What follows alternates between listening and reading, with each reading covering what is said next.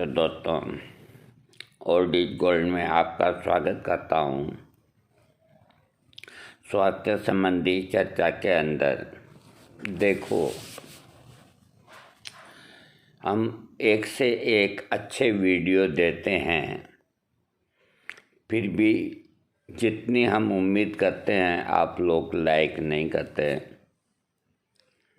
और हम दोबारा उन वीडियोस को वापस देखते हैं तो हमें लगता है कि हमने हीरे फेंके हैं आपकी ओर और आप उनको कोयला समझ के एक तरफ कर देते हैं। ऐसा नहीं होना चाहिए। थोड़ी परख रखो। जो कुछ नहीं जानते उनको खूब सब्सक्राइब करते हैं आप लोग, और जो अच्छी चीज़ आपको बताते हैं आप नहीं समझ पा रहे। ये एक समझ का ही अंतर है। मैं ये नहीं कहता कि आप मुझको बहुत चाहते हैं, ये बात नहीं है, लेकिन आप मेरे वीडियोस को पूरा समझ नहीं पाते। धीरे धीरे सब समझ जाएंगे। आज नहीं तो हम नहीं रहेंगे, उसके बाद समझेंगे तो कोई बात नहीं, हम देते रहेंगे। हमारा काम है देने का। अब आप उसको कबूल करो या न करो, ये आपकी इच्छा के ऊपर है। ये जो शरीर भगवान ने बनाया है, इसमें सिर से लेकर के और अंगूठे तक 2 अंग ऐसे बनाए हैं कि अगर उनके अंदर थोड़ा भी विकार आता है तो आदमी का जीवन बेकार हो जाता है। सबसे ऊपर बनाई है आँखें। एक कहावत है कि आँख से अंधा नाम नयन सुखदास, और दूसरा पार्ट नीचे दिया है, वो आप सब जानते हैं। तो सबसे प्रमुख आदमी की आँखें होती है। अगर इन आँखों से दिखाई नहीं दे, इनमें कोई कंकर गिर जाए, इनमें अगर दर्द हो तो उस आदमी के लिए हर चीज़ बेकार हो जाती है। उसका मन ही नहीं लगता, और भगवान न करे कोई आदमी अपने नेत्रों की ज्योति गंवा बैठे, फिर उसकी कोई जिंदगी नहीं। आप और हम एक साधारण मनुष्य हैं। कई ऐसे संत हैं जो आँखों से अंधे होते हुए भी उनके अंदर के चक्षु खुलते हैं, और चक्षु खुलने से उनकी याददाश्ती वो हर चीज़ को सही बता देते हैं। कितना भी वो क्यों नहीं सही बता देते, लेकिन उनको एक जगह से दूसरी जगह जाना है तो दूसरे आदमी का सहारा लेना ही पड़ेगा। तो आँख के बिना कुछ भी नहीं, और आँखों की हिफाजत रखना आपका काम है। आँखों को लंबे समय तक, यानी कि 80 साल तक कम से कम सही रखना, बिना सर्जरी के रखना, बिना तकलीफ के रखना। ऐनक लग जाए कोई बात नहीं। अगर आप इसकी सावधानी रखेंगे तो आपका ये साथ देगी, नहीं तो डॉक्टर कोई के लेंस लगा देंगे, कोई का कुछ कर देंगे, कोई का कुछ कर देंगे। और कई आदमियों की ऐसी स्थिति हो जाती है कि अंदर से जो भगवान ने बैटरी दी है वही ख़त्म हो जाती है, तो फिर न कोई लेंस काम करता है न कोई सर्जरी काम करती है। डॉक्टर भी जवाब दे देते हैं कि नेत्र ज्योति गई। तो ये बहुत बड़ा एक अभिश्राप आदमी को होता है अंधापन का। तो अपने नेत्रों की रक्षा करो। रक्षा करने का मतलब ये होता है कि मैं कुछ आपको इसके बारे में बताता हूँ कि इनकी आप हिफाजत कैसे रख सकते हैं। अब ये कोई रुपया या पैसा तो है नहीं कि पर्स में डाल करके और जेब में रख लिया सुरक्षित। ये एक ऐसी भगवान ने अंग दिया है जिसको हर समय खोले रखना पड़ता है। मात्र 6-7 घंटा नींद आती है तब ये बंद होती है। इसके अलावा आदमी को बाकी समय खोले ही रखना पड़ता है। अंधेरा है तो भी खोले रखना पड़ेगा, रोशनी है तो भी खुली रखनी पड़ेगी। आँखों की जितनी शरीर के अंदर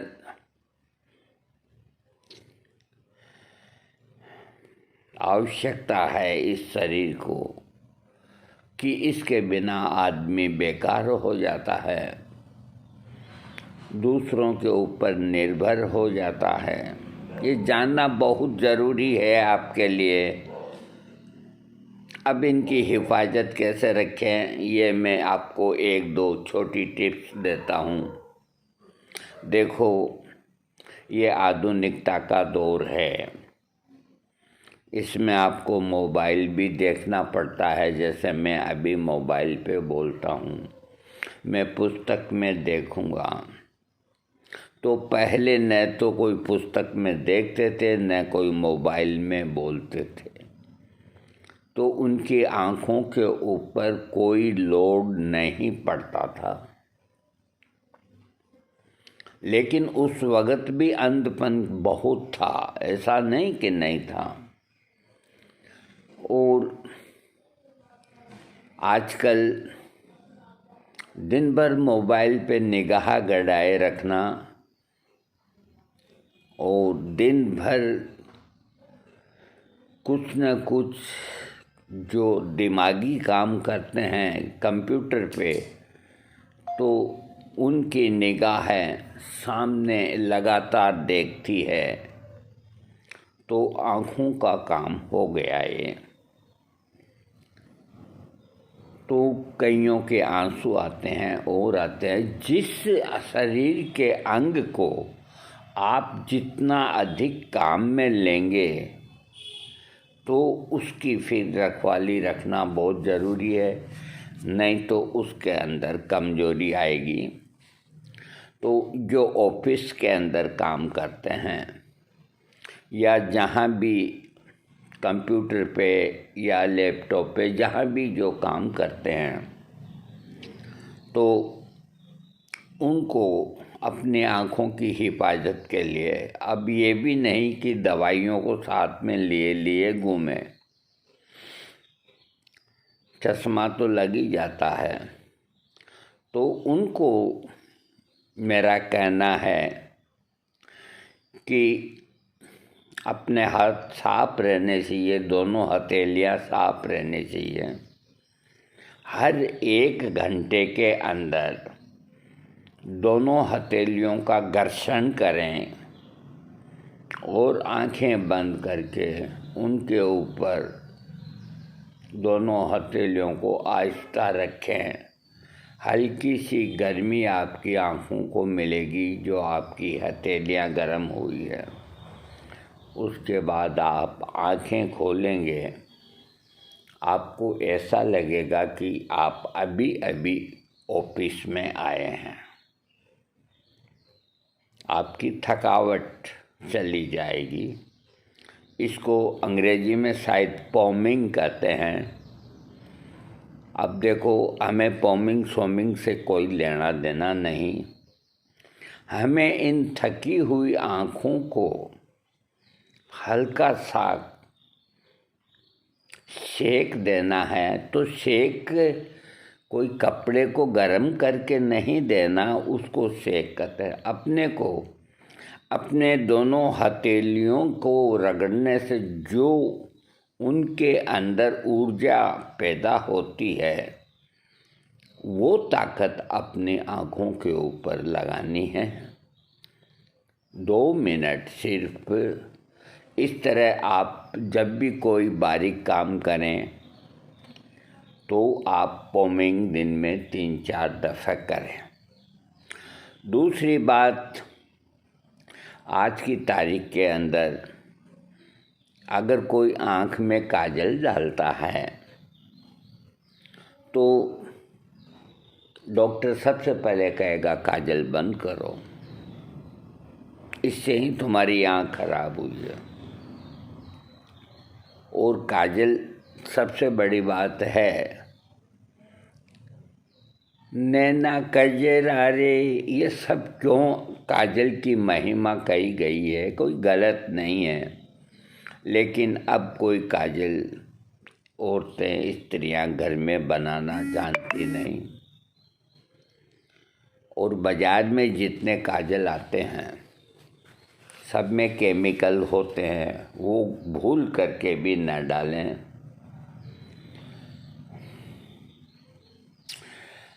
इसके लिए अगर जो कर सकते हैं तो हम एक ही उपाय आपको बताएंगे। आपको त्रिफला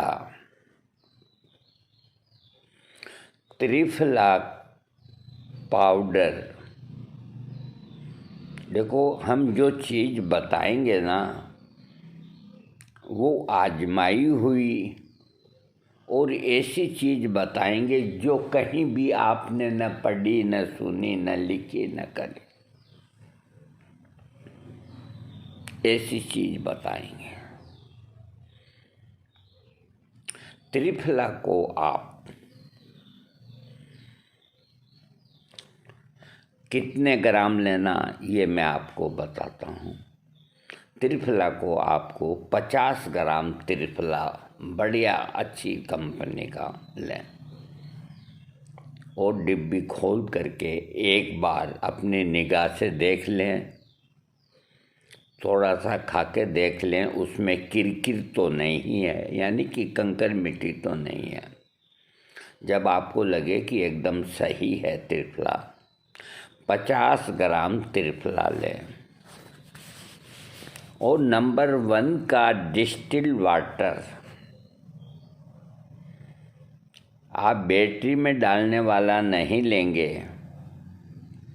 आप बड़े इंजेक्शन का जो कांच का डिस्टिल वाटर होता है वो नहीं लेंगे।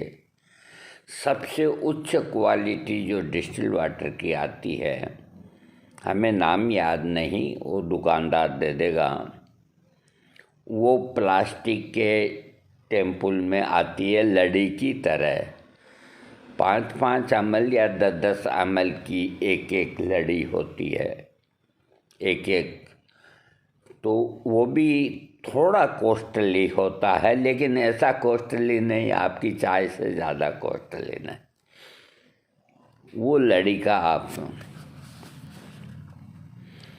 वो लाएं, अपने हाथों को साफ सफाई से धोएं, नाखून काटें और एक बढ़िया कांच का टॉप से टॉप गिलास, ढक्कनदार बर्तन,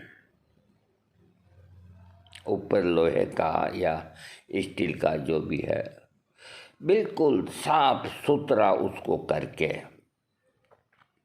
50 ग्राम त्रिफला उसके अंदर डाल दें। उसके अंदर 50 ग्राम त्रिफला डाल दें और जो डिस्टिल वाटर आप लाए हैं उनको कैंची से काटें, साफ कैंची से।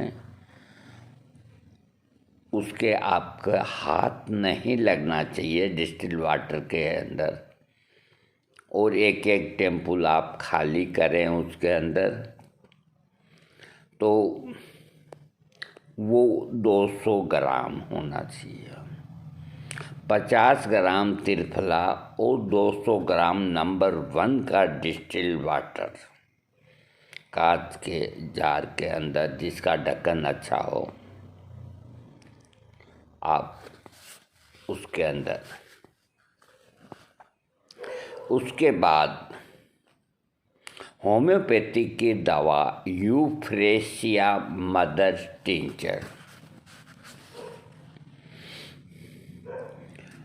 200 ग्राम, 250 ग्राम, 50 ग्राम त्रिफला, उसके अंदर आप यूफ्रेशिया का मदर टिंचर कम से कम 20 बूंद डालें। सिनेरिया मार्टिमा मदर टिंचर ये मिलता है, लेकिन आपको दुकानदार कहेगा कि नहीं, क्योंकि ये आँख की दवाई बनाने में काम आता तो दुकानदार क्यों रखेगा। लेकिन कोशिश करें, मैंने मंगाया है जयपुर से, SBL बनाती है। 15-20 ड्रॉप आप सिनेरिया मार्टिमा का डाल दें, यूफ्रेशिया का डाल दें 15-20 बूंद अंदाज से। एक दवा आती है होम्योपैथिक में जिसका नाम है फाइस्टोस्टिग्मा, आँखों की दवा है फाइस्टोस्टिग्मा। उसका मदर टिंचर 10 बूंद भी उसके अंदर डाल दें।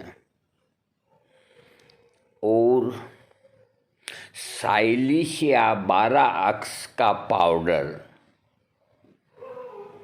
वो 10 ग्राम उसके अंदर डाल दें। और आपको कुछ भी नहीं डालना, उसको ढक्कन को आप बंद कर दें और खूब हिला लें, बंद करके ऐसे ऐसे खूब हिला लें और उसको रख दें। आप उसको छाया में रख दें, 3 दिन तक उसको पड़ा रहने दें। तीसरे दिन या चौथे दिन आप उसको आहिस्ता से जहाँ से रखा है अपने टेबल पे रखें। और रखने के बाद आप उसको, वो जो आपने त्रिफला डाला है वो नीचे बैठ जाएगा और ऊपर सिर्फ डिस्टिल वाटर रहेगा। तो आप चम्मच के ज़रिए या किसी से धीरे धीरे वो नीचे वाला नहीं आना चाहिए त्रिफला, वो पानी आपको लेना है और उसको अलग कांच के अंदर भर लो आप। अगर आपको लगता है कि जरा सा त्रिफला उसमें आ गया, कोई बात नहीं, आप उसको फिल्टर पेपर से, डबल कपड़े से, सूती साफ सुथरा न्यू दूसरे कार के जार में छान ले में, तो कोई मामूली है तो है। बाकी आपके पास सिर्फ शुद्ध डिस्टिल वाटर रहेगा। वो त्रिफला को आप बालों में लगाएं और काम में ले लेवें, वो बेकार हो गया। और आपके पास 200 ग्राम डिस्टिल वाटर ही हो गया, त्रिफला का डिस्टिल वाटर हो गया। अब आपको करना क्या है ये मैं आपको बताता हूँ। 5 रुपये का एक डिस्पोजल आपको बाजार से खरीदना है, जो इंजेक्शन लगाते हैं ना, 5 रुपये का, इससे ज़्यादा बड़ा वाला नहीं।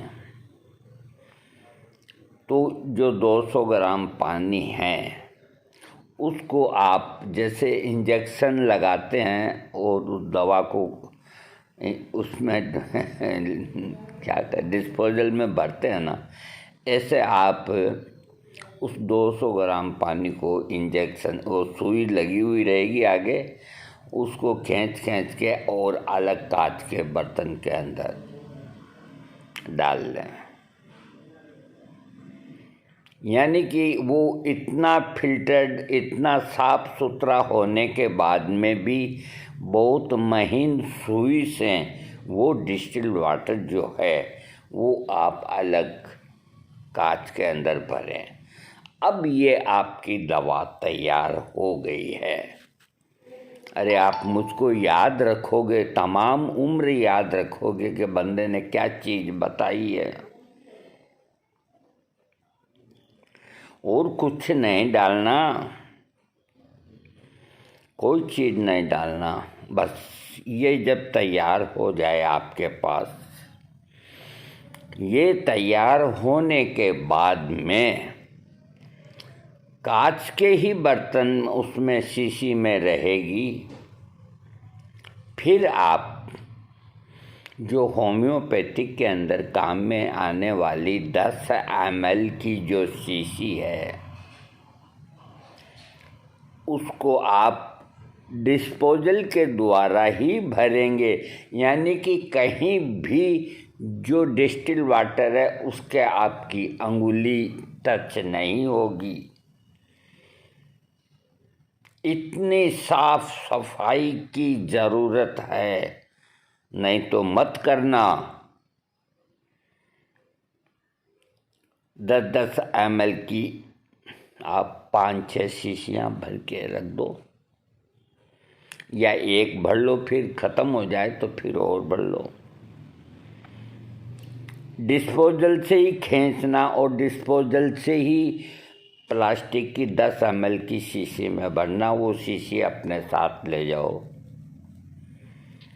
और दिन में ऑफिस में हो, कहीं हो, घर में हो, रास्ते में हो, बाजार में हो, कहीं भी हो, जेब से निकाली शीशी, दिन में 4 बार,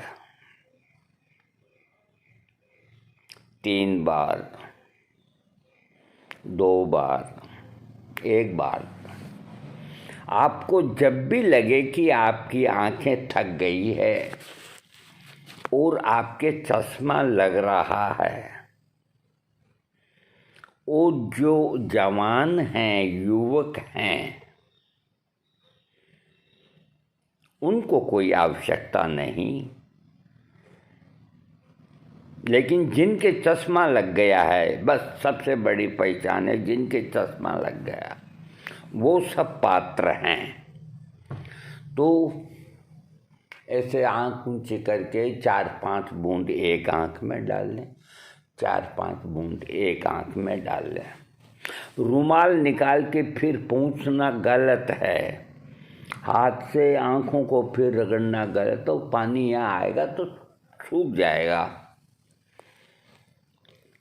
ये आप प्रयोग अगर नित्य करेंगे, जिनको मोतिया बन रहा है उनको मोतिया नहीं बनेगा, जिनका चश्मे का नंबर बढ़ा हुआ है उनका नंबर कम हो जाएगा, और आपकी आंखें ऐसी रहेगी मखमल की तरह,